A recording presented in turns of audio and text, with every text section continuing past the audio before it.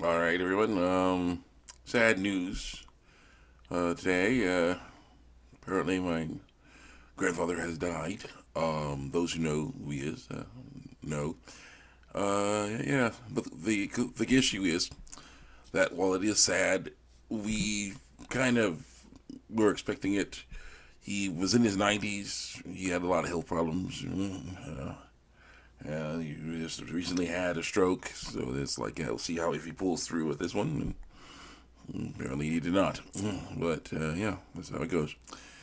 Basically, yeah, he was old and full of years. Though he lived a nice long life, and basically was a minister of the gospel, and yeah, definitely helped people, a lot of people out. But there were definitely some issues. He was a great man. There definitely was some issues between me and him, and stuff. Uh, See, he grew up around in the. He was basically grew up around the 40s, 50s, 60s era. Neurodivergency wasn't as well documented, studied as it is now. Back then, if you were different, something was wrong with you. You were considered deficient or something like that. So yeah, he kind of that attitude. There was definitely that attitude involved with hanging out with me. Uh, he had more problems with my brother, but yeah, still we had our issues. But yeah, so definitely I learned learning differences is basically how things go. And so yeah, you definitely be kind of frustrated about that, but yeah, that's the way it was. But yeah, it was can be a hard man, a very stern man, but he was steadfast in his faith. I can tell you that about him. You know, behind my grandmother, aunts and uncles who were taking care of him, and my grandmother. So my mom's gonna go visit. Things like that. They're figuring things out. But yeah, death in the family basically makes you think about the deep stuff. The really deep stuff. And yeah, just think about that. I like that he was able to live a long life, and get a lot, do what he needed to do for to heaven stuff, for the end, it's makes you think about how sad it is that Charlie Kirk won't be able to do that. Others like him won't be able to do that because of losers, losers that decided that they, we're going to go mask off, basically, and just be like, yeah, no, we say we're the side of peace and love and tolerance. We say we are.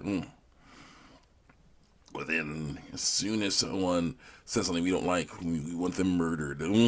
Just like you kind of lost it there. You kind of lost. The shroud of your side has fallen. It's really sad that you decided to mess around because it's just like it's just like you can't. Yeah, people were talking to me. I'm reading through hate mail, and the people saying, me saying the transgender homosexual atheist lifestyles are wrong is killing people. I'm a murderer for saying this is wrong and showing scripture that is wrong, and scientific diagrams that's wrong. But then they cheer for the murder of a person. Yeah, doesn't quite work. Sorry. It's just one of those things. It's just like, yeah, you're racist, you're sexist, you're into this crazy stuff, homophobic, transphobic, this, that stuff. And then it's like, no, take down that, get that white man out of here. Like, what? So sad to see that. Well, yeah, we continue on. We're going to continue on working, doing what we need to be doing, continue on his legacy.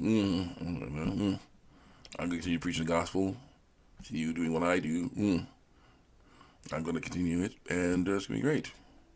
Sad to see that it happened, but it's great to know that he's in a better place now.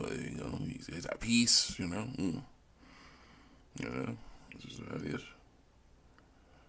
Show off true love, true righteousness. You know, we'll show that off. Honor him by doing that. See you guys next time. Check me out on YouTube TV and Art. I have more stuff to write. More stuff right here.